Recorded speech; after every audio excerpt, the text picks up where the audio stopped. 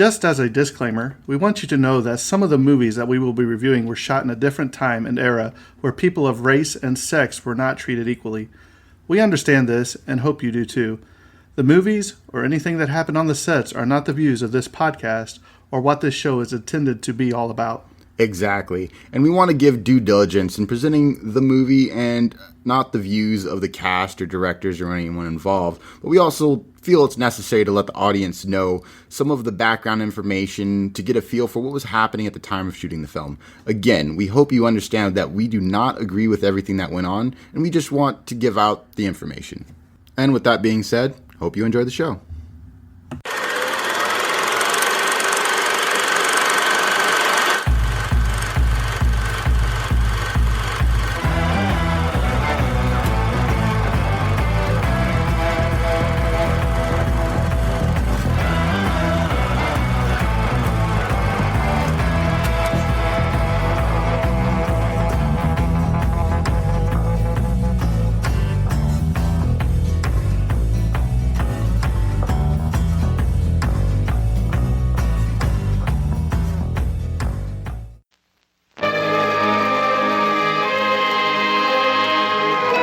Vertigo, a feeling of dizziness, a swimming in the head. Figuratively, a state in which all things seem to be engulfed in a whirlpool of terror, as created by Alfred Hitchcock in the story that gives new meaning to the word suspense.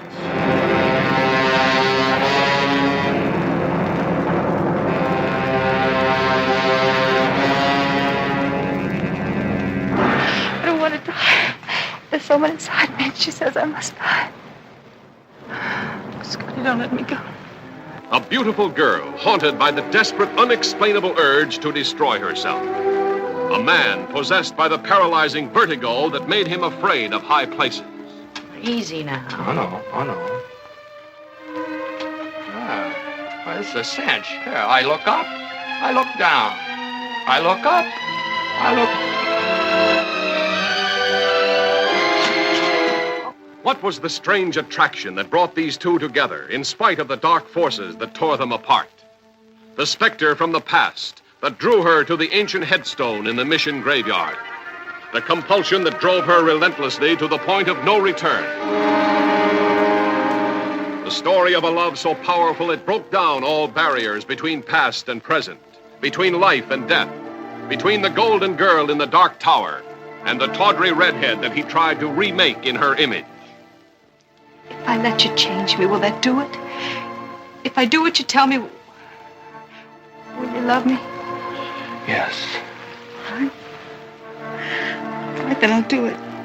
But I don't care any more about me.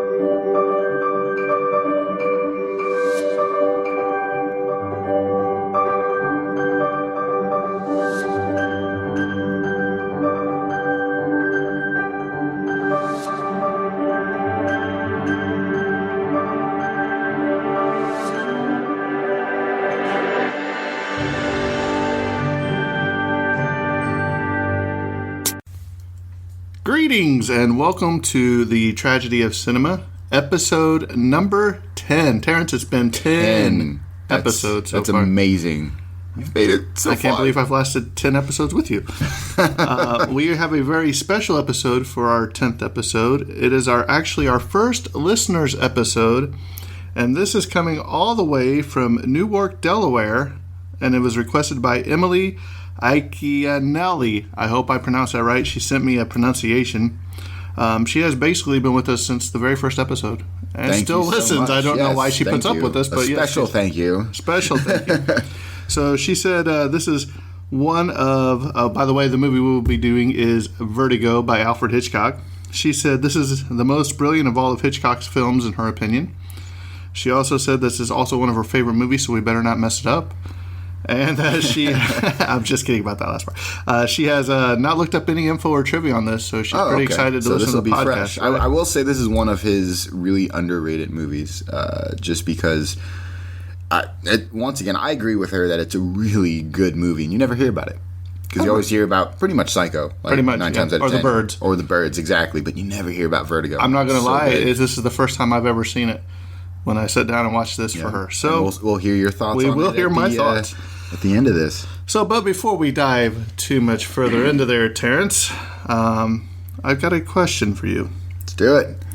What, in your opinion, are the top 3 most famous film scores of all time? Ooh, okay.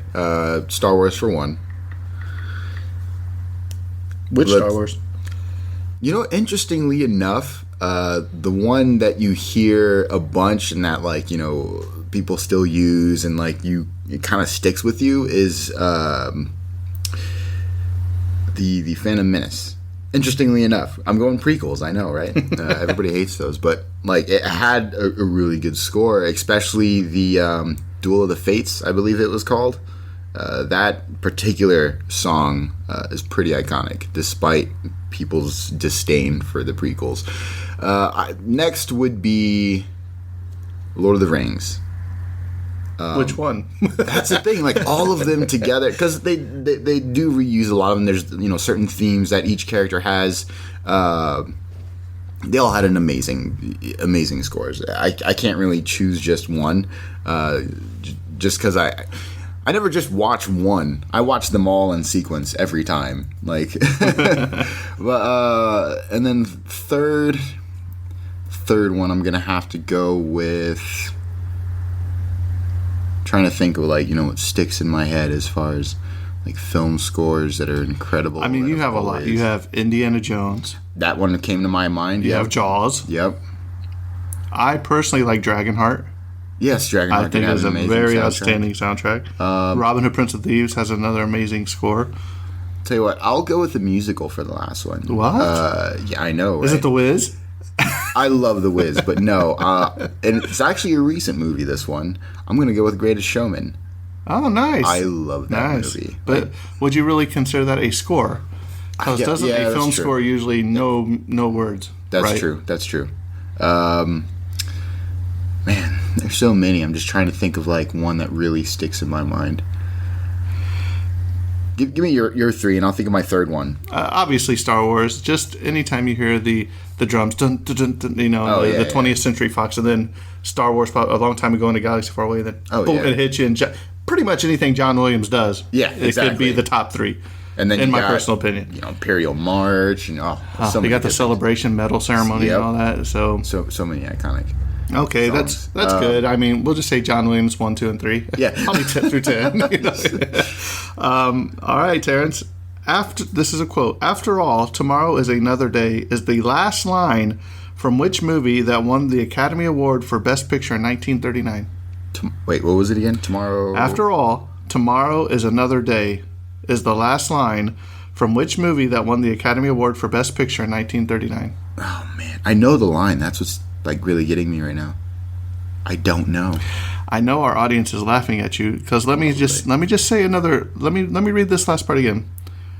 From the movie that won the Academy Award for Best Picture in 1939. 1939. We just covered it last week. Gone with the Wind. There you go. I wanted to, you know. I wonder how many people are screaming at their radios or It's one of those things where, like, in my mind, I'm like, I think it's Gone with the Wind, but I don't want to embarrass myself and be wrong.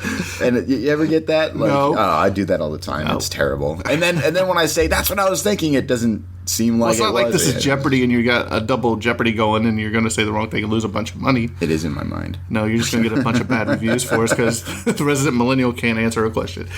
By the way, I had somebody tell me, he's like, man, you need to get Terrence some caffeine or something. He's like, because you just shred him on the podcast. I was like, he's used to it. But we do have a table full of monster drinks today, so hopefully Terrence does stay awake. I am awake this time. So with that being said, we're going to go and dive into episode 10 from Alfred Hitchcock, Vertigo. Terrence, take her away. All right, Vertigo, release date July 21st, 1958. Its budget was really close to 2.5 mil, and by today that is 21 mil. Almost 22. Almost 22. Gross USA, it made 3 mil. They're like 3.2 mil, right? And then by today's standards, you're looking at 28.2 mil. So it didn't actually make that much compared to a lot of the big hitters that we've covered. Let's see. Cumulative gross, worldwide gross, we're looking at 25 mil as of January 1998. And that's and then also 221 million estimated in 2019. So it made money later. It made a comeback. Yeah, it made a comeback. So basically, it was one of those. You can almost consider this a cult classic. Pretty much. Hitchcock. So that's interesting. Most of Hitchcock's films are. That's true. You get a point. Director, obviously, Alfred Hitchcock. Writing credits, we're looking at Alec Koppel, screenplay, and Samuel A. Taylor, screenplay as Samuel Taylor. Perry Boileau, we'll just Boileau, based on the novel D'Entre les Mortos. So he was the author, right? Thomas Narciac. Yeah. Based on the novel D'Entre les Mortos. You know, it's funny that you pronounce the foreign names better than you do the... I know, it's so weird. All right, and now we're moving to Maxwell Anderson, a contributing writer who was uncredited. Now we're moving into the technological aspects. We're looking at runtime of 2 hours and 8 minutes. It doesn't feel like that when I watched it. Never does. It's one of those movies where you're so engrossed, in tune to it that you just time flies. And then we're looking at 2 hours and 9 minutes in the restored version. So we got an extra minute somewhere. The sound mix is mono, Westerex recording system, a DTS 70mm prints, looking at another color movie. Aspect ratio, 1.50 by 1, negative ratio. And 1.85 by 1, intended ratio. So basically what we're looking there is the intended ratio and then a bit smaller in its actual release, right? Its camera was Mitchell VistaVision cameras. It's uncredited. I do believe we have covered this. I'm like 90% sure. So if you haven't, let me know and I'll make sure to cover it. Laboratory, it was recorded Technicolor. Film length, we're looking at 3,502 meters. That's 14 reels. And by the way, reels is like, if you look at sort of any movie that covers like those giant discs, right? That they store them in. That's a reel, right? You iconically see it when they're storing away like a film that should never be seen. We just take all the reels and like store it somewhere. Or if you ever seen like Disney from the Vault, where they open it up and then they pull out the reel out of there you go. So that's what we're talking about when we talk about the reels. So 14 of those reels is this movie. Negative format, 35mm, horizontal, Eastman color negative film, type 5248. The cinematographic process, we're looking at Super VistaVision, 1996 restoration. VistaVision motion picture, high fidelity as VistaVision. We're looking at printed film format, 70mm, digital, so we're looking at the digital cinema package, DCP. I have covered that. 35mm. And now we are moving into the awards. So, the Academy Awards, USA 1959. They were nominated for Best Art Direction Set Decoration, black and white or color. And that was prepared by Hal Pereira and Henry Bumstead and Sam Comer. Frank R. McKevley, and that's it. Then they were also nominated for Best Sound, and that was by George Dutton, Paramount SSD. So no winning on the Oscars, but some nominations, which is always it's a high honor to be exactly. That's a feat within itself. Now we're moving on to the Academy of Science Fiction, Fantasy, and Horror Films, USA 2013. You know what? Since we've mentioned this in almost every single one, I want to figure out when this happens so I can tune into it and just watch it. Yeah, exactly. Because I've never heard of it until we did the podcast. Well, I'm not even. Is it even going on anymore? You know what I mean? I would think so. I guess we'll find out. It's been pretty prevalent in most of our... Terrence, make a note. Making a note. Terrence is making a note. I'm going to make a note. Are you actually going to look something up for the podcast? I'll be shocked. Millennials. Do you need me to write it down for you, too? I got it. All right. Saturn Award Best DVD Blu-ray Collection for North by Northwest, The Birds, Psycho, Rear Window, Torn Curtain, The Man Who Knew Too Much, Rope, and Shadow of a Doubt, and Family Plot. So I think that was the collection of Alfred Hitchcock. Yeah, films. So basically his collection, right? As part of Alfred Hitchcock, The Masterpiece Collection, the film Saboteur, 1942, The Trouble, and much more. Now, Directors Guild of America, USA 1959. They were nominated for the DGA Award, Outstanding Directional Achievement in Motion Pictures, Alfred Hitchcock, right? All right, and then moving on with my notes here. National Film Preservation Board, 1989. They won something. They won the National Film Registry.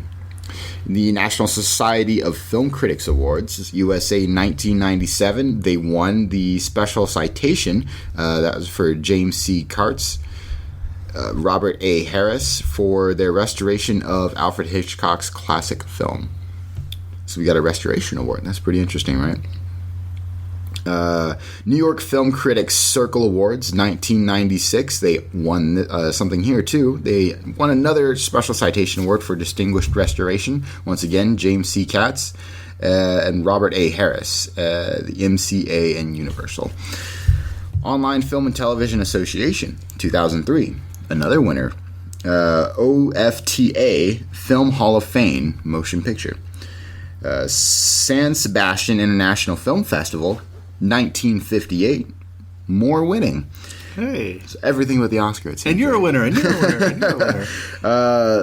Silver Seashell and Alfred Hitchcock. Did you just say a silver seashell? Silver Sea. That's what it says. Silver Seashell. So winner. That's one of their awards. Is a silver seashell. You get a silver seashell. It's not gold though. I guess. Gold. Alfred Hitchcock winner. Zulueta Prize, Best Actor, James Stewart. Oh, so first mention of acting here. Hey. And then, they tied with Kirk Douglas for The Vikings in 1958. Huh. Interesting, right? Satellite Awards 2005. They were nominated for the Satellite Award of Outstanding Classic DVD. Once again, this is his collection.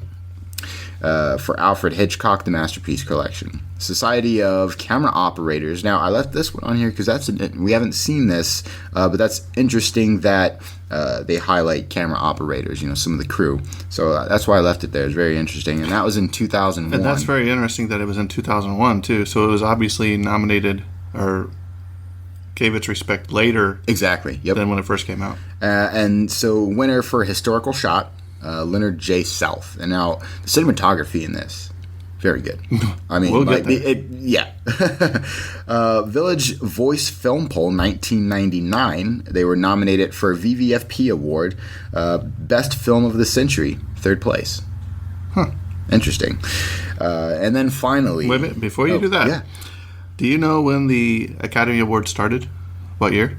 I want to say the 20s. Yeah, it was May 16th, 1929 is when it started. 1929. I got the century right. You were close. All right, so now the synopsis for Vertigo. A former police detective juggles wrestling with his personal demons and becoming obsessed with a hauntingly beautiful woman. Very good, Terrence. Very good. So now we're going to go ahead and jump into the cast. We have James Stewart as John Scotty Ferguson. You have Kim Novak as Madeline Elster and Judy Barton. We have Barbara Bell Geddes, Midge Wood. Tom Helmore, Gavin Elster. Henry Jones played the coroner. Raymond Bailey, Scotty's doctor. Elwyn Corby, manager of McKittrick Hotel. Constantine Shane, Pop Liebel. Lee Patrick, car owner mistaken for Madeline. And Alfred Hitchcock. Even though he was uncredited, he was the man walking past Elster's office. So once again, he pops up in his movies. Always has a little cameo of himself. So if you watch any other of his movies, try to find him. So for the biography, I chose Kim Novak. I wanted to do somebody that's, because I'm sure we're going to cover another Jimmy Stewart movie. Yeah. So I know we can cover him. So she was born in February 13, 1933. Her birth name is Marilyn Pauline Novak. Her nickname is the Lavender Girl. Huh. She did not get along well with the teachers in school. I was like, Terrence, it's you in another life, buddy. I actually got along great with teachers. When you were there. What's that? When you went. She won an art scholarship to the Art Institute of Chicago, but went to Wright Junior College instead.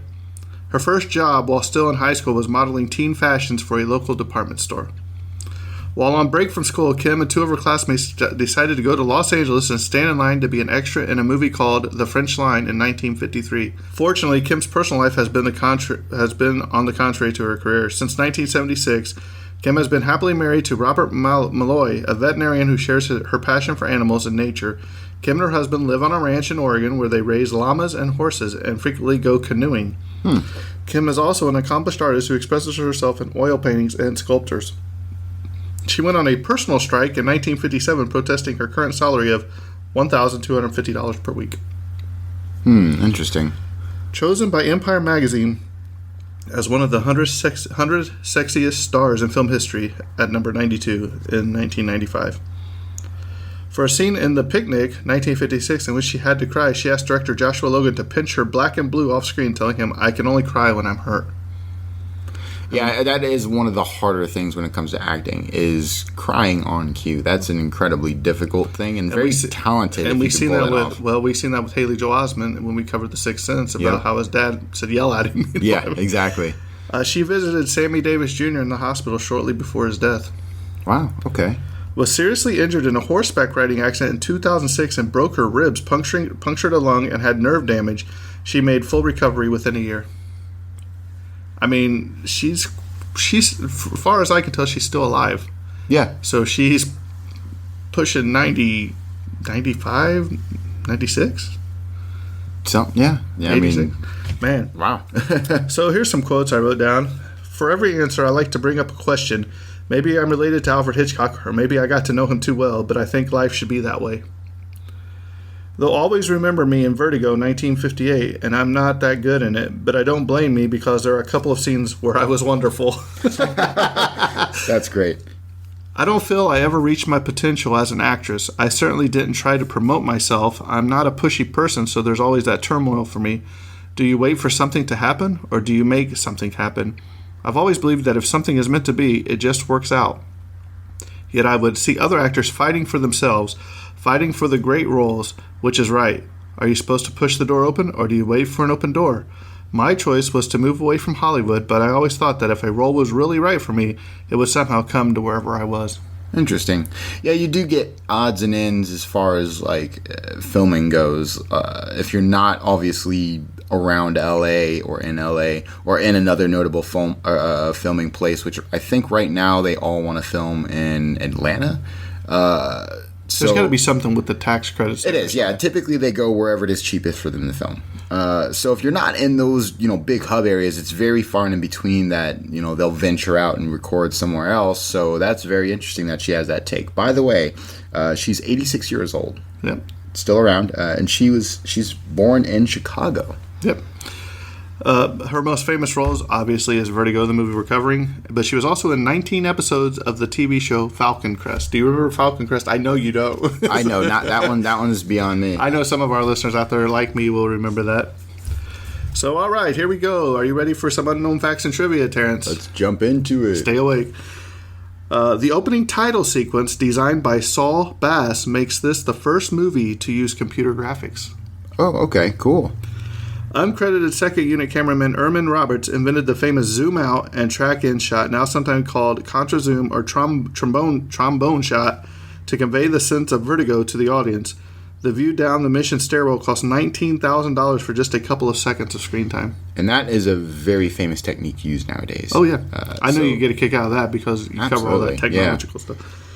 This movie was unavailable for 3 decades because its rights, together with 4 other movies of the same period, were bought back by Sir Alfred Hitchcock and left as part of his legacy to his daughter. They've been known for long as the infamous 5 Lost Hitchcocks amongst movie buffs that were re-released in theaters around 1984 after an approximately 30-year absence. The other movies are The Man Who Knew Too Much in 1956, Rear Window, which was another great movie, in 1954, Rope in 1948, and The Trouble with Harry in 1955. The zoom out, track, and shots were done with miniatures laid on their sides since it was impossible to do them vertically. Okay, yeah, that makes sense. Sir Alfred Hitchcock had originally wanted to use his now famous Vertigo zoom in Rebecca in 1940, but due to the lack of technology at the time, he couldn't do it. The technique was inspired by a time when Hitchcock had fainted during a party. That absolutely makes sense. Yeah. I wish I could have met him, man. I bet he was quite the character. You know what I mean? I will say, I don't remember if he uses language or not, so I'd be careful looking this up, right? But there is a audio of him filming a commercial, and he's just drunk filming this commercial, and it's hilarious. Sir Alfred Hitchcock was embittered at the critical and commercial failure of this movie in 1958. He blamed this on James Stewart for looking too old to attract audiences anymore. Hitchcock never worked with Stewart, previously one of his favorite collaborators, again. And he had a great career, Jimmy Stewart, man. Yeah, absolutely. The Empire Hotel, where James Stewart eventually finds Kim Novak, is, as of 2009, the Hotel Vertigo, formerly the York, located at 940 Suter Street, in the heart of San Francisco. Novak's character lived in room 501, which still retains many of its aspects captured in the movie. That's pretty awesome. I mean, why get rid of a thing that's famous, you know? I'm sure you can capitalize on the money. Hey, stay here in this room. Yeah, you know absolutely. I mean, this scene in this film. You know, and I'd have that room set up. Everything. Especially in a place like San Fran, you know? Right. Sir Alfred Hitchcock reportedly spent a week filming a brief scene where Madeline stares at a portrait in the Palace of the Legion of Honor just to get the lighting right. Man, that's dedication, man. The whole week just to get the lighting. Yeah. In a later interview, Sir Alfred Hitchcock said he believed Kim Novak was miscast and the wrong actress for the part.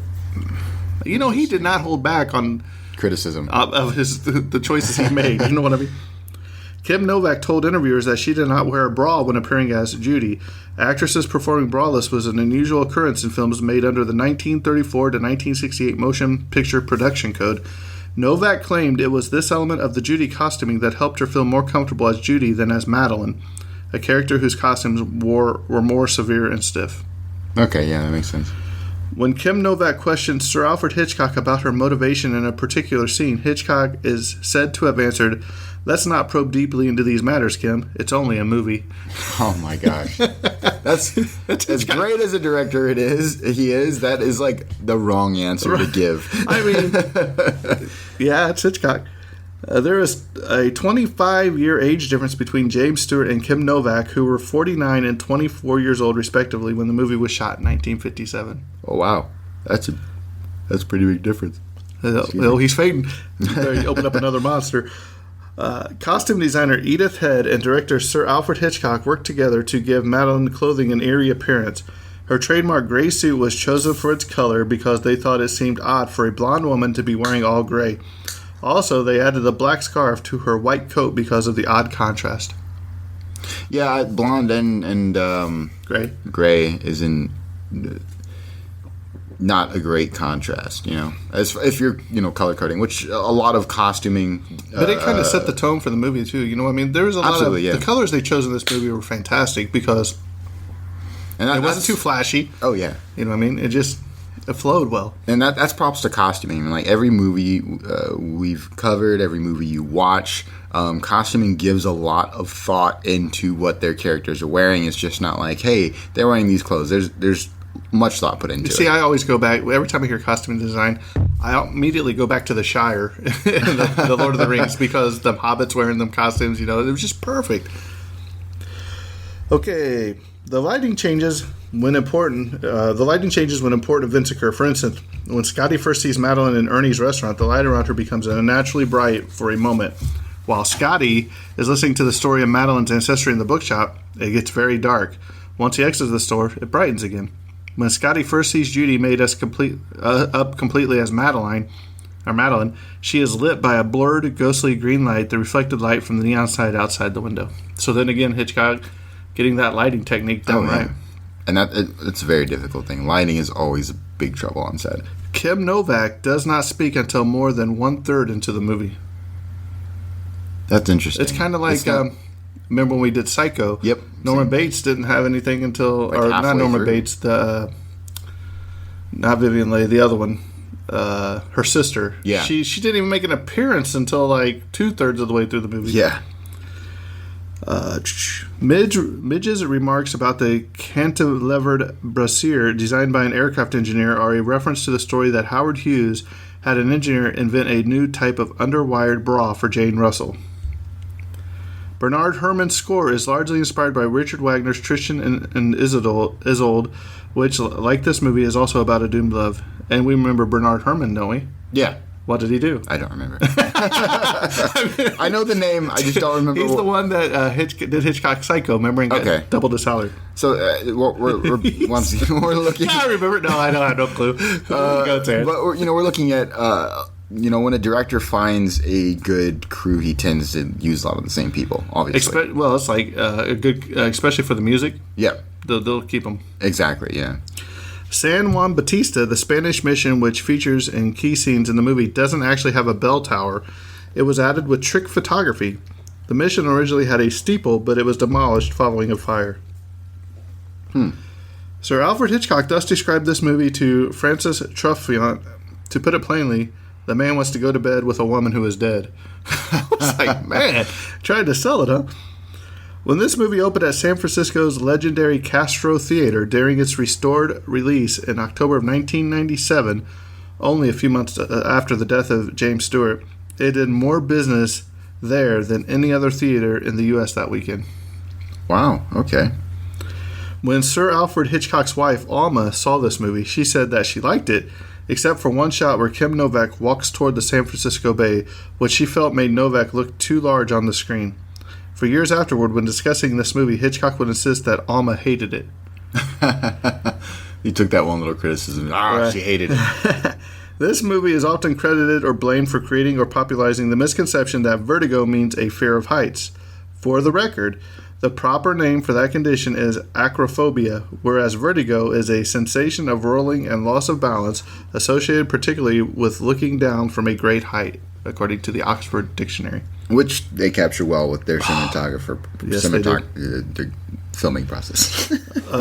There's one part of the movie that stuck out to me is where he's been going to get help. He's like, look, he's like, take a step up. He's like, look, I'm up one step, I go down, I look up, I look. So they add another one. And I look up, I look down. And then they add another one. He says, I look up, I look down, I look up, and then his eye is at the right level to look outside the window and catch the drop, and he's just like, whoa. Poorly received by U.S. critics upon its release, this movie is now held as Sir Alfred Hitchcock's masterpiece. The flower shop Podesta Baldocchi has been in business in San Francisco since 1871. Okay, that's cool. Even though another trivia reference says second unit cameraman Erman Roberts invented the contra-zoom, the effect is oddly similar and nearly identical to a zoom and vertigo shot seen in Hobson's Choice in 1954, where a drunk Henry Hobson is seen falling down a shaft into the basement of Freddie Beanstalk's shop. This movie was released 4 years later, and other special effects elements in the movie oddly mirror what was seen in Hobson's Choice in 1954. So, did they steal it? Who knows? I mean, they definitely got credited for it. Right. First. The movie's poster was as number 3 of the 25 best movie posters ever made by Premiere. It does have a nice poster. After additional location shoots at the Big Basin Redwood State Park and the Spanish mission San Juan Bautista, the cast and crew settled in at Paramount Picture Studio soundstage for 2 months of filming in the studio. Sir Alfred Hitchcock was in his element and could exert absolute control, though he had to share some of his creative challenges.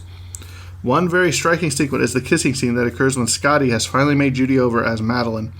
As the couple kiss, the background slowly swirls and we lose equilibrium as we see Judy's apartment become the livery stables of San Juan Bautista, setting for an earlier emotional scene between Scotty and Madeline. The shot was archived with rear projection of the background plates, with the rear projection of the background plates. The camera tracking slowly back, then forward, and with James Stewart and Kim Novak revolving on a circular platform. A key visual here that is often missed is in that, as the camera circles, the scene switches to the stable at the mission where they first fell in love, and then back to the hotel room. These simultaneous movements were difficult to coordinate and to pull off without James Stewart and Novak getting dizzy.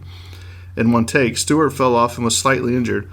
Also, the green lighting in the hotel room earlier before Judy emerges from the bathroom is an indicator of Scotty's obsession, and when she emerges, she appears enveloped in it like a ghost drifting toward him. The ghost of his dream had returned. Principal photography was completed 3 days after this shot, just before Christmas 1957. Oh, wow. So there's some of that movie trivia. In 2012, this movie replaced Citizen Kane in 1941 in the Sights and Sound Critics poll for the greatest movie of all time.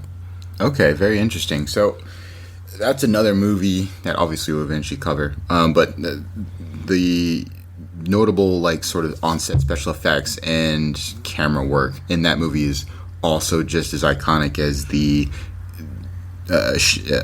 zoom in effect in this. And oddly enough, that's another movie I've never seen. See, that's one of the reasons I started this podcast, because I've looked at the top 100 movies of all time, by AFI, whatever. And I was like, man, there's 6 in the top 20 I had never even heard of. You know what I mean? Scotty's apartment actually exists, and it boasts the improbable stunning view of Colt Tower through its living room window, which looms over Scotty and Madeline in the apartment scene. True aficionados can find it near Fisherman's Wharf in San Francisco by positioning themselves in the same relation to the tower that is seen through the window. Have you been to San Fran? I have, yeah. When I was younger, my uncle and aunt used to live out there, so we went out and it's very fun. They had the trolleys and the big hill. Oh yeah, we had the trolley, and then there's that one iconic road that sort of it sort of swerves, back and forth, and back and it snakes down the road, and only tourists go there because it is the most annoying thing to drive down. Anyone who's from San Francisco or knows San Francisco knows to avoid that road. Maybe skateboarding would down it would be pretty cool. I actually think it made it into one of the Tony Hawk games. Oh, great. In Sir Alfred Hitchcock's cameo, he is seen carrying what has been called a musical instrument case, but there is no musical instrument shaped like that. It is a case that, for a very high-quality costume mask of the Doctor of the Plague, much more appropriate for the master. Interesting. Okay. So plague mask. Yeah. Case. Sir Alfred Hitchcock originally wanted Vera Miles to play Judy, who was in Psycho. Yep. But she became pregnant and was therefore unavailable. See, and that just goes to show, some of these people that got cast may have not have been cast, but they were the right choice just due to the circumstances. Exactly. And it turned out beautifully. When Madeline recovers in Scotty's apartment from her fall into the bay, he waits on his sofa. Seen on his coffee table is a copy of the 1950s pulp men's periodical Swank, which consisted of a mix of cheesecake pictures and action-adventure stories by contemporary writers. Oh, man. Kim Novak already had a reputation for being difficult, so perhaps it was not a surprise when she refused to show up for work one day. She was striking for more money from her home studio, Columbia Pictures, who was paying her $1,250 a week, even though they were receiving $250,000 for her loan out for this movie and one more movie. The ploy worked, and Novak got a raise. Hey, at least she got what she was gunning for. Yeah, right? Pretty much. And that happens a lot, too, where you get notable actors, actresses who are just incredibly difficult, but because they're good, they deal with them. Bruce Willis is one of those. The word vertigo is only spoken once in the movie towards the beginning by Scotty to Midge. John Ferguson's apartment is located at the corner of Jones and Lombard, just one block east of the famed steep switchback block of Lombard Street. When Scotty is telling Madeline around or driving around the city, the driving route is geographically correct. This is unlike most movies where routes driven are not accurate and may jump from one part of a city to another, like Bullitt in 1968. So it is possible to drive the exact route that is shown in the movie. Nice. Ransom House of San Francisco was a famous and trendy high-end boutique. It closed in 1976. Scotty and Midge supposedly went to college together, but in real life, James Stewart was 14 years older than Barbara Bell Geddes. Sir Alfred Hitchcock switched Pierre Boullier and Thomas Narcejak's story from Paris to San Francisco and changed their ending, in which the enraged hero strangles the mysterious woman upon discovering her trickery. And that's something we're going to talk about at the end of this, is the ending of this movie. We'll talk about it, but I'm still kind of confused on what happened, but we'll talk about it. The screenplay is credited to Alec Koppel and Samuel A. Taylor, but Koppel didn't write a word of the final draft. He is credited for the contractual reasons only. Taylor read neither the Koppel script nor the original novel. He worked solely from Sir Alfred Hitchcock's outline of the story. Oh, wow. Okay. Many critics attributed this movie's failure to James Stewart, who was considered miscast as a romantic lead partly due to his age. And I totally disagree. I think he did great in the role. Fantastic. If anything, I think they could have possibly picked an older actress. That was going to be my point. The original source material for this movie was the French novel D'Entre les Morts, and the action was set in Paris. Sir Alfred Hitchcock changed the setting to San Francisco, a city well known for its unique topography and hilly landscape, in order to add a further torment to Scotty's life and emphasize the debilitating nature of his vertigo and acrophobia. That would be a terrible place to have vertigo. Where? Oh, yeah. Yeah. Right, that's what I did. Yeah. On location, filming lasted just 16 days. Really? Okay. Well, I guess they did a lot of it on the set. Yeah, that's true. They spent, 3 months on the set, right? That's what you said? I don't know. You have to rewind this and listen to it. A theme song titled Vertigo by Livingston and Evans, Jay Livingston and Ray Evans, was recorded by Billy Eckstein and was reportedly used for promotional purposes, but was not included in the final cut. Word has it that Sir Alfred Hitchcock didn't feel it was appropriate. Saul Bass designed the titles and poster for this movie and Anatomy of a Murder in 1959. In 1958 and 59, the image of the body is very similar to both. The name Madeline refers to, of course, to Mary Magdalene of Mary of Magdala. Migdal is Hebrew for tower. Madeline is the only name of the four main characters from the original French novel that was retained for this movie. Judy was Renee in the book, so it is fascinating that Sir Alfred Hitchcock did not keep the name. After all, Renee equals reborn. The original novel by Boyer and Narcejak is entitled D'Entre les Morts, blah, blah, blah. It is a play on Luke's Gospel, chapter 24, verse 5, spoken by the man or gardener after the resurrection who comes to seek the living among the dead. This is said to, amongst others, Mary Magdalene, whose name is nowadays used as Madeline, the name of the protagonist in the novel of the movie. The scene outside Elster Shipyard where Sir Alfred Hitchcock makes his cameo appearance was actually by the Paramount Pictures prop department gates. Sir Alfred Hitchcock originally wanted to cast Lana Turner in the lead role, but she wanted too much loot. It was dropped from consideration, which is funny because he hired the other one, and then she ended up getting a raise anyway. So I wonder what it was. Scotty's car is a light gray 1956 DeSoto Firedome Sportsman hardtop coupe. This added to the following of Madeline's gray suit to add further to the dizzying effects of following. Scotty passed an identical gray DeSoto on his right while following Madeline. Madeline's is a green 1957 Jaguar MK8. Midge's is a gray 1957 Volkswagen Carmen Gia coupe.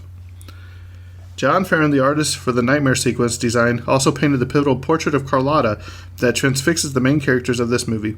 Production designer Henry Bumstead did the joke one of Carlotta with Midge's head. Farren also did a portrait of Vera Miles when she was to play the role of Madeline. Kim Novak hated wearing the important gray suit because it felt confining. However, she learned to make it work for her as she saw it as a symbol of Madeline's character. Scotty's house is located at the corner of Lombard and Jones Streets. The exterior remained unchanged until about 2013 when the owners did an extensive remodel. They wanted to add a front wall to screen out the noise from the schoolyard across the street. Both the interiors and exteriors of Ernie's restaurants were filmed on set, although the restaurant was a San Francisco landmark which closed its doors in 1999. Ranked number 1 on the American Film Institute's list of the 10 greatest films in the genre mystery in June 2008. Scotty wears suits of 4 separate colors in the movie: blue, blue-gray, gray, and brown. This is a collection that would be considered typical for a professional bachelor of the era. The McKittrick Hotel exterior shots were filmed at the abandoned Portman Mansion at 1007 Gow Street in San Francisco. It was demolished in 1959. So that's another interesting. The fact before another interesting thing about costuming in general. It's a little easier to capture like in the time you're in. But when you have to like dive into sort of the past, you have to look up fashion trends and such. It's like, okay, what was popular then for this type of person, and what type of person is this character, and it really just shows the depth that they go into when they think of costuming. Right. And not only that, but before that, when they're passing just the cars on the street, as he's telling her how he used certain cars to just capture the sense of vertigo. The building exterior used for Madeline's apartment building is located at 1000 Mason Street, across the street from the Fairmont Hotel. Sir Alfred Hitchcock had originally opted for another location for the famous staircase sequence, but associate producer Herbert Coleman's daughter, Judy Lanini, suggested that the Mission at San Juan Bautista, the location that was eventually used, as a more suitable location for filming. The average shot length, 6.7 seconds. Oh, wow. Voted number 2 in Total Film's 100 Greatest Movies of All Time list in November 2005. Kim Novak was borrowed from Columbia Pictures for the production in exchange for a payment of $250,000 by Paramount Pictures to Columbia Pictures, and the agreement that James Stewart would co-star with her in Bell, Book, and Candle in 1958. The director trademark hair. Carlotta and Madeline have spiral hairstyles, and Judy's hair color is significant. The post-production period as early 1958 was consumed with retakes, editing, and the creation of special effects shots involving models and matte paintings, particularly of the all-important bell tower. Bernard Herrmann wasn't able to conduct his score for this movie. Muir Matheson conducted Herrmann's score for this movie. Because of this, the music score in the movie lacks Bernard Herrmann's personal sound, which he applied in every score he conducted. Very interesting. I think I guess there's like a signature sound that right, comes with and I think he had another project going on or somewhere he couldn't do it. I wouldn't be surprised. In 2007, the American Film Institute ranked this as the number 9th greatest movie of all time. As with most Sir Alfred Hitchcock movies, the filming went relatively smooth. Hitchcock avoided surprises, preferring to have every detail planned out in advance. Extensive storyboarding in most sequences assured that his trusted production staff would know what was expected of them.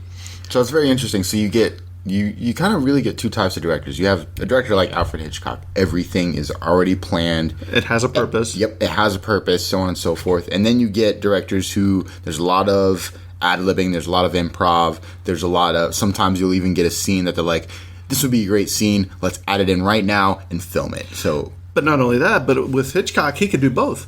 Because if you remember in Psycho, he didn't even let him know the ending. That's true, yeah. And this one, he has every detail planned out. Psycho, he'd only give him a little bit at a time. Exactly. So that just shows you how great of a director he was, because he could do it both ways. Exactly. That, and he really did want to keep that ending under wraps. Oh, man, the links he went through. Kim Novak did not have to screen test for this movie. In 1989, this movie was added to the National Film Registry by the United States Library of Congress. The famous gray suit worn by Kim Novak is now owned by film expert and Sir Alfred Hitchcock biographer Frederick Ciano, and actress Simon Peterson, professionally known as Arlene Fontaine. The brand of shoe that Scotty forces Judy to buy in Razanoff's is Delman. The similarity of the plot theme of this movie and Beyond Oblivion in 1956, shot in Buenos Aires, obsessed all Argentinian movie buffs for decades. Finally, the question was explained. The link between both movies and the novel Bruges La Morte in 1893 of the Belgian writer Georges Rodenbach, Hugo del Carril adapted it directly. Sir Alfred Hitchcock indirectly through a French novel titled D'entre les Mortes in 1944 that its authors Pierre Boulez and Thomas Nordic hatched a childish police plot about the double tragedy of Rodenbach. Joseph Cotton, L.G. Cobb, and Everett Sloane were also under the consideration for the role of Gavin Elster. The heavy metal band Faith No More used this movie as the basis for their music video of Last Cup of Sorrow. Was voted the 19th greatest film of all time by Entertainment Weekly. Included among the American Film Institute's 1998 list of the top 100 greatest American movies.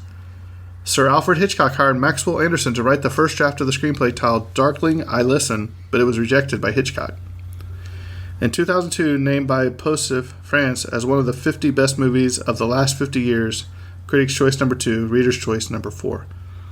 The characters played by Kim Novak and Barbara Bel Geddes never met. That's that's strange being on a movie like that and just never. Yeah, and then never. That's really strange. But they're talking about it in the movie. Yeah, I get you. It took me a minute. For the German market, this movie was dubbed 3 times: for the original theatrical release in 1959 by Paramount Pictures, for the re-release in 1984 by Universal Pictures, and again in 1999 for the restoration, again by Universal Pictures. Only the 1999 version has been used on home video releases. Interesting. By the way, I don't know if you have this fact, but the entre les mortes means from the dead. The translation for that is from the dead. Well, welcome to the podcast. All of our Spanish listeners are like, well, duh. Well, some people don't. I know. Some people don't. Thank you for your input, Terrence. Included among the 1001 movies you must see before you die again. When released in theaters in 1984, it was rated PG, but on home video releases after the end credits, it says rated PG-13 by the MPAA, despite having the PG rating at the back of the DVD and VHS. This movie is included on Roger Ebert's Greatest Movies list. And for those of you that listen and remember Siskel and Ebert, I know Terrence is probably too young, but that's quite an honor to be on that list. According to his Chris Marker's essayist films Sans Soleil, it was Marker's favorite movie. Background plates and second unit work were done in San Francisco during production delays. In her hotel room, Judy shows Scotty a photograph of her father. He is standing in front of a store, holding an upright pitchfork in his hand. The image recalls the famous painting American Gothic. On the window behind him, one can see that this was his hardware store. However, the image is cropped such that the actual words one sees are Barton's War. Ferguson's back problems are probably due to injuries sustained from the opening rooftop dangling. Most likely he was rescued by the dropping onto a net. Midge's reference to the Canterville brassiere is, no doubt, a reference to Howard Hughes. Another interesting tie-in is that Barbara Bell Geddes' father was the industrial designer Norman Bell Geddes. For the viewer of this film, focuses on the implications of the active-looking, passive-looked at split in terms of sexual difference and the power of the male symbolic encapsulated into the hero, so that erotic involvement with the cinema's audience spectator's own look boomerangs. The spectator's fascination is revealed as an illicit voyeurism as a narrative contact attacks the process and pleasures that he, the spectator himself, is exercising and enjoying. Hence, the spectator, viewing the film, lulled into a false sense of security by the apparent legality of his surrogate, with Jimmy Stewart, sees through his look and finds himself, the film viewer, exposed as complicit, caught in the moral ambiguity of looking. Laura Mulvey, Visual Pleasure and Narrative Cinema, in Screen, 1975. That was a bunch of words. So here's what's interesting. That is also a bit portrayed in the intro of Psycho. When you got the pen in through the window, you kind of get that. They kind of portray that same feel of voyeurism, right? And so you get this sort of almost signature thing from Hitchcock doing that sort of shot to portray that. It's very interesting. The only one of Sir Alfred Hitchcock movies in which the killer is not punished. An ending in which Scotty and Midge hear news over the radio of Gavin Elster being sought by the police was filmed at the demands of the American Production Code Administration, but ended up not being used. Audrey Hepburn, you know who that is? Yeah. Expressed an interest in playing the dual roles of Judy and Madeline. Numerous uses of repetition and reflection throughout this include the mirror on the way out of Ernie's restaurant. Scotty sees Madeline reflected in it right after he has seen her for the first time. The numerous reflections and repetitions of Madeline throughout, including at least 2 women whom Scotty mistakes her for her.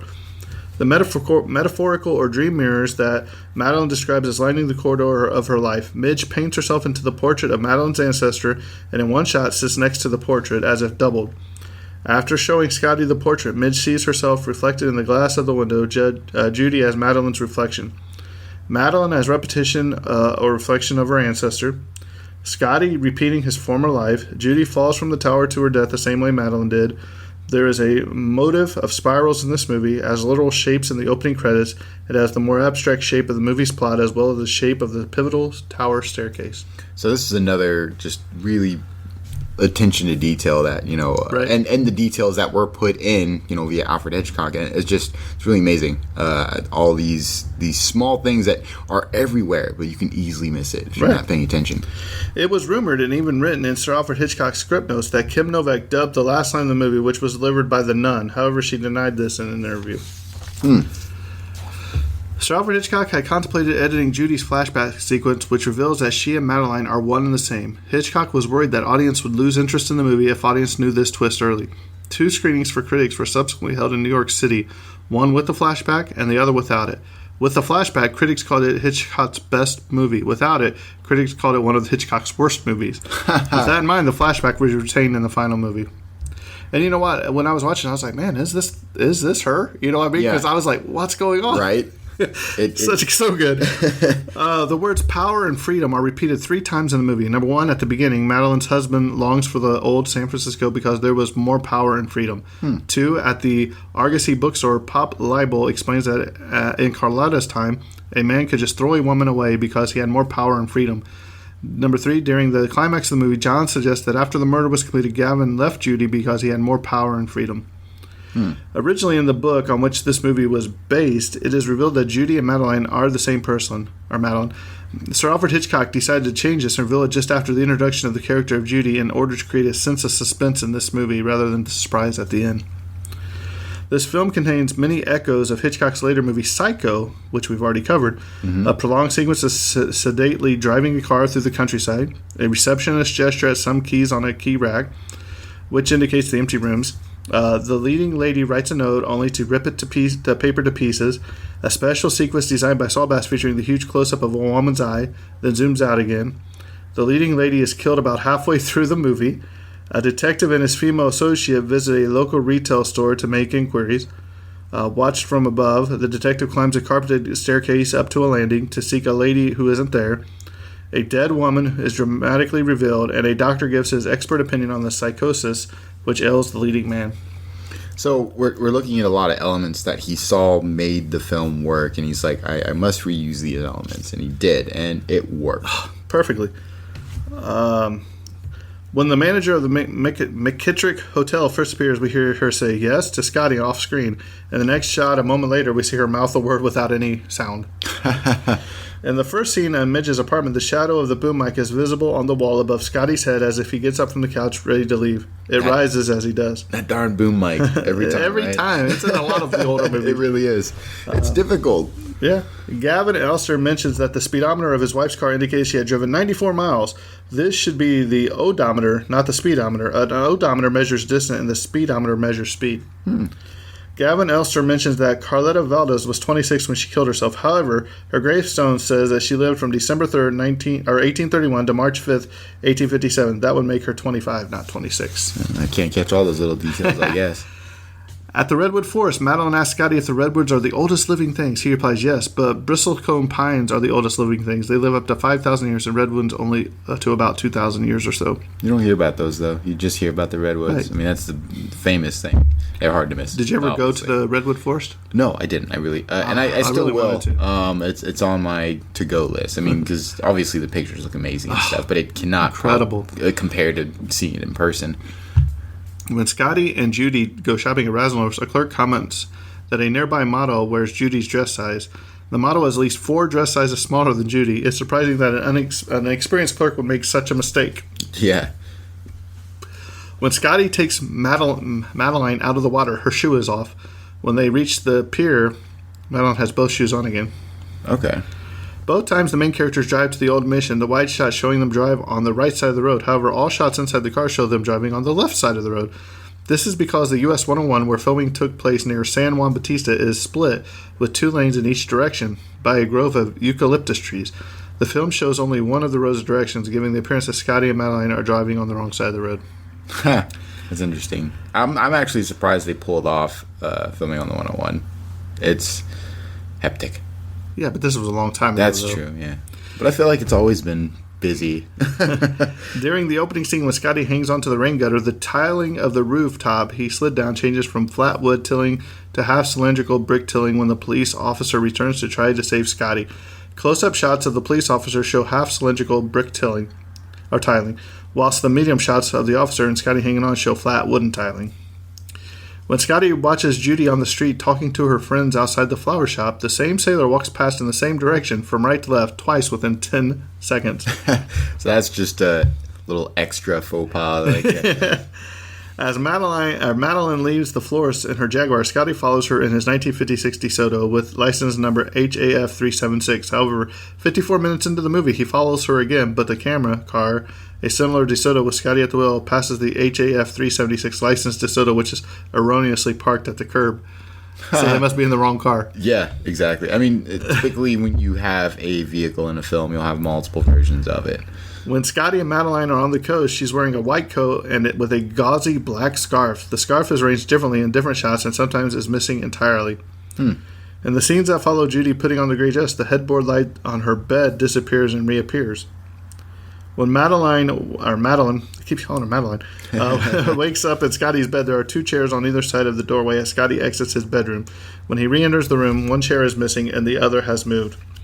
When Madeline is in Scotty's apartment after he rescued her from the bay, he offers her two cushions to sit on in front of the fireplace. When he picks up the cushions, they are green. In the next shot, when the cushions are shown hitting the floor, they are gold. When the cushions are shown lying in front of the fireplace after Madeline has fled, they are green again. You know, how's that happen? I mean, you have a couch there. I mean, that you would think. You think it'd be the same? I mean, maybe someone else was using this set. I have no idea. I mean, I understand the other ones because they're very small things. But you know, your prop department, you had one job. When the manager of the McKitterick Hotel is walking Scotty to Madeline's room, the door is cracked open. A close-up shows the door closed, and the manager proceeds to open it. As Scotty parks alongside Madeline in front of his apartment, his car, actually the camera truck, cuts across several parking spaces. When the angle changes and Scotty is shown stepping from his car, it is parked within one parking space. I noticed that when I watched it. When Scotty watches Madeline walk into the Mission Dolores, there's a mirror on the right front fender of his car. A later shot, there's no mirror there. Scotty is standing on the top of a step stool when he faints and falls. In the next scene, Midge catches him after he falls about only 1 foot. Based on the height of the stool, he should have fallen at least 3 feet. As Scotty turns into the flower shop alley, the wall to his right has no windows. When he exits his car, windows have appeared. When Scotty and Madeline are talking on the beach, there is a tree between them. Madeline puts her left arm around the tree, but then without her having moved, she has her back to the tree. When Scotty gets out of his car in front of the hotel, his window is down. In the continuing shot, as he walks away from the car, the window is closed. While Scotty is spying on Madeline in the art museum, the furniture and artwork in the gallery, seen through the open doorway next to Carlotta's portrait, is rearranged between shots.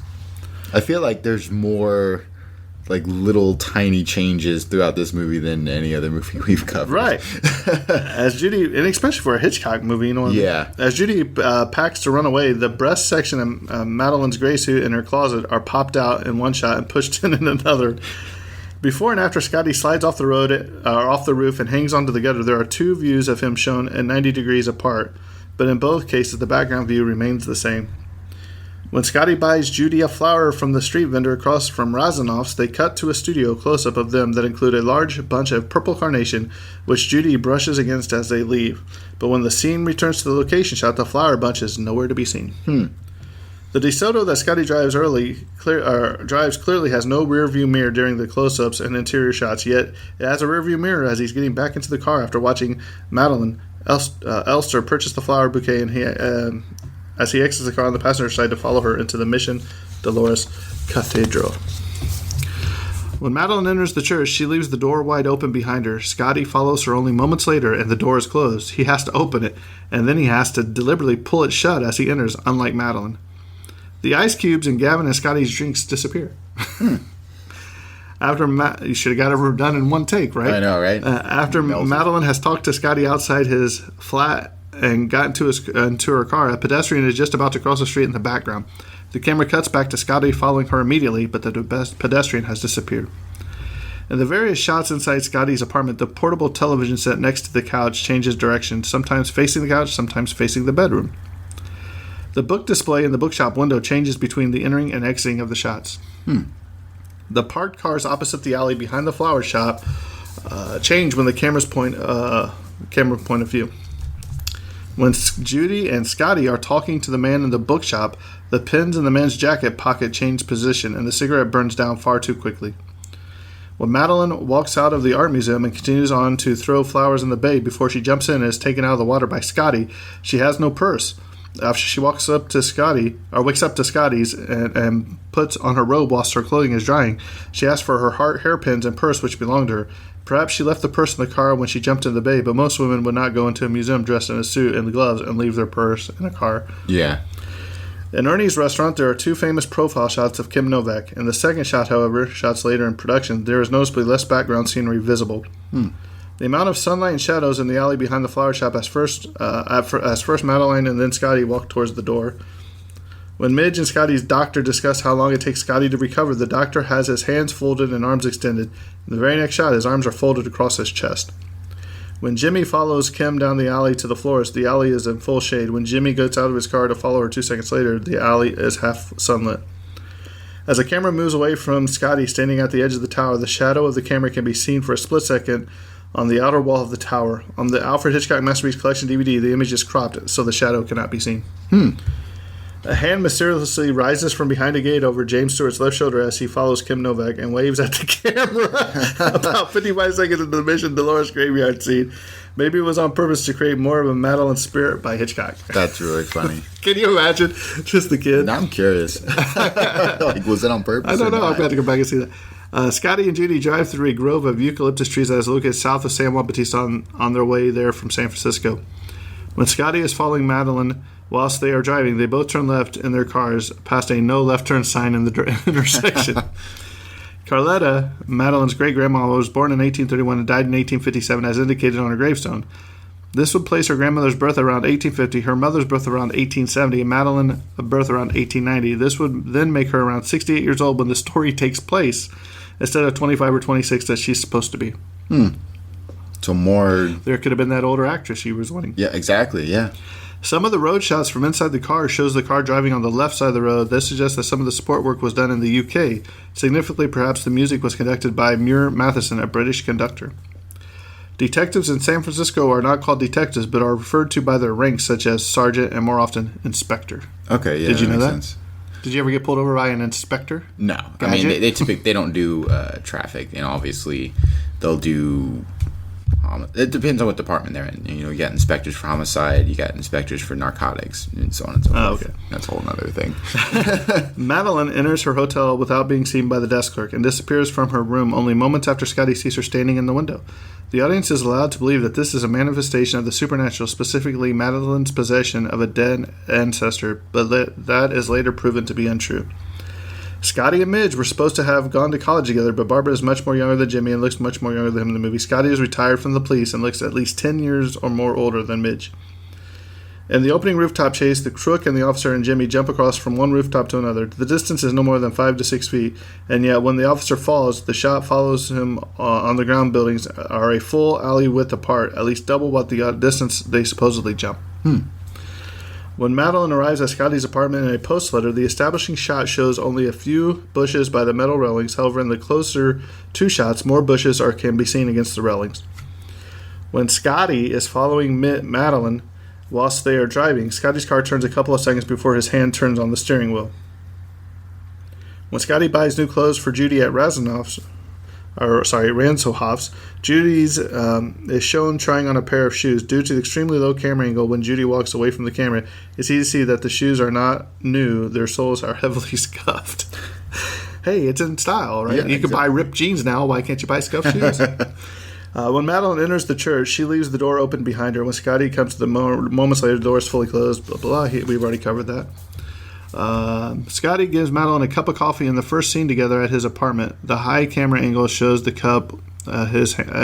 Shows that the cup he hands her is empty. When Scotty and Madeline are driving on a forested highway, the car appears to be on the wrong side of the road. Madeline enters the McKittrick Hotel and the sky is overcast. When she appears in the window on the second room floor, she is clearly illuminated as from sunlight through a distinct shadow against a light background, while the rest of the shot remains illuminated modestly. I will say that is one of the absolute most difficult, if not impossible, things to nail, and that is sunlight and weather when it comes to filming. Especially if you're filming outside for long periods of time. Exactly. Like nowadays, it's a little easier because you can, fill those in with like special effects and whatnot. Right. But I mean, especially back then, it was so difficult because especially when you're dealing with rain. That's Right. the apps. Yeah. And towards the end of this movie, Madeline Esther is heard to scream as she falls from the bell tower to her death. It's later revealed that she was impersonated by Judy Barton, who ran up to the top of the tower where Gavin Elster had already murdered his wife by breaking her neck. Then as he lets the body fall, he muffles Judy so she won't scream. So basically, you hear her screaming as she falls, but he has already snapped her neck, and supposedly Madeline is screaming, but he puts his hand right over her mouth as soon as she goes, so there's no way that she could have been the one screaming. Exactly. So Terrence, let's talk about the ending of this movie. Ooh, all right. The ending came such abrupt. It did. They're up on top of the bell tower. If you haven't seen this movie, make sure you watch it before I go on. You can listen. You obviously heard part of this, but I forgot to say that at the beginning. But I was so confused. She tells him everything, and I thought Jimmy Stewart was about to kill her personally. But no, he just like backs up, and they're talking, and then out of nowhere, that nun comes walking out and says that line, and then she falls out the window, I guess. Yeah. And then Jimmy Stewart goes over there and stands over the window, and I didn't know if he was going to jump or what he was going to do. I mean, I was kind of torn. What's happening here? Can you shed your thoughts on this? So I haven't done a deep I suppose I could say it's been a while since I've seen this movie, but I was just and still am confused about the ending of the movie. But I would like to eventually rewatch it and sort of give it an analytic view to like break it down that way. But as far as the ending goes, I'm sure there was something that was intended, or maybe it was intended to be confusing, if that makes sense. Like sort of you can interpret the ending how you want, but there's no definitive end as far as like who fell and or if he pushed her or whatever. Yeah, exactly. But what was ironic about this whole thing is the doctor that at the beginning, the wife that the one that Jimmy Stewart falls in love with, that he's trailing and falls out the window or whatever. The doctor is the one that hired him because he thought, since he was a retired police detective, that it would help him with his vertigo. So at the end of this movie, he does overcome his fear, the vertigo and heights and all that. So the doctor did help. But also, not only does he lose this lady again, tragically, the bad guy's free. The doctor's gone. He's wanted. Exactly. But he did his job, and, So go ahead, Terrence, give me your opinions on this movie. So as I've said before, I really enjoy this movie. I always have. It's one of my absolute favorite Hitchcock films. I would probably say I've watched this one more than I have watched Psycho. I enjoy them both, but I have watched this one more frequently. Yeah, just because of the way the story is told, and I really do love the cinematography in this. It's with that, especially with that particular shot. As far as moving the camera while zooming in or out to catch that feel of Vertigo, very, very, very well done. Very good movie. It's an absolute must-watch for anyone who's a fan of Hitchcock, anyone who's a fan of unique cinematography processes, twist endings. There's so many reasons to watch this movie, and especially because it is one of the less well-known films that he's done. If you haven't seen it at this point, which you should have, but if you haven't, I definitely recommend you have. Recommend it to anyone who, like I said, is into those things. I would say it's a tragic love story. It is, absolutely. And I'm sitting there watching it the other day, and my daughter comes in, and she just sits down, and she's like, what's going on? And we're sitting there watching it, and then we get to the ending, and she's like, what happened? I was like, I really don't know what happened. But it was a good movie. If it can captivate a 14-year-old little girl, absolutely, then it can captivate anybody, especially this generation. Right? It's like the attention span gets shorter. She was enamored by it. So was I. I was like, man, and I love Jimmy Stewart, and most people know him. One of my favorite movies of all time is Shenandoah. Okay, if you haven't seen that is a Western he's in. It's fantastic. I mean, he was in what's that Christmas movie? It's a Wonderful Life. Yep. Most people know him for that, but he has done so many movies. I'm sure we'll cover a lot more of his movies as we go along. For his movies, this would be my favorite. Right. Yeah. So, Emily, I hope we did your movie justice. Thank you for being one of our first listeners and actually keep listening to us. We hope we did your movie justice. We can't thank you enough for staying with us all the way from Delaware. We're just a couple of Hoosiers over here from Indiana. Also, if you have any questions, comments, you can reach us at the Tragedy of Cinema, all one word, at gmail.com. We also have an Instagram, Tragedy of Cinema. We're working on a Facebook page. I'm trying to find somebody that would like to be the moderator. So if you'd like to be the moderator of that page and help us control what goes on there, let us know. Also, we're looking at doing Patreon. We're trying to come up with some cool ideas that we can do to help further the podcast. Maybe some live shows, some calls, some autographs from me or Terrence. Not that they're worth anything, but Not yet. not yet, not ever. We're working on a new design for our logo, a new logo for us. So we might be doing some T-shirts, some hats. We got some cool stuff coming. Also, you can find us on Stitcher, Spotify, Google Play Music, TuneIn, iTunes, and Podbean. I'm still waiting to hear from iHeartRadio. They're kind of making me mad, so maybe we just won't use them. Yeah. As we said, June is Superhero Month, so we will be doing another podcast, hopefully tomorrow. It is going to be on my favorite superhero of all time, and probably one of my favorite. The sequel to the one that we're going to be doing is probably my favorite movie of all time, a superhero movie that is. And we're going to be doing Superman with Christopher Reeve. And I think that he will always be Superman to me. I mean, no matter who plays him, I think he just knocked it out of the park. Just pretty boy looks. I feel like once an actor nails a role as a superhero, they are as the first actor to nail it. They are now cemented into that sort of character. So when you think of Superman, you think Christopher Reeve.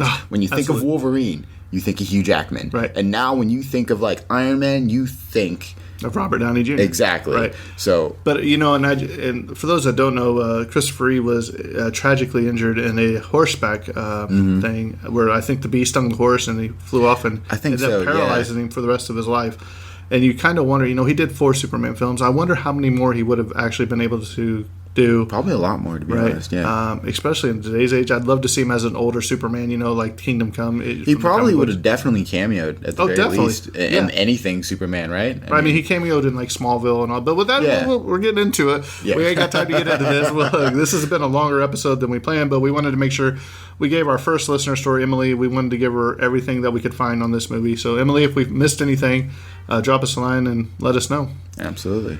So with that being said, hopefully you'll be hearing from us again shortly, probably tomorrow. If not, next week might be a little rough. It is my 20th wedding anniversary, but we're trying to get this stuff pre-recorded out there to you guys so we don't miss a beat. And if not, we'll just prolong the superhero week into the first week of July or whatever. Yeah. So we'll make it up to you, we promise.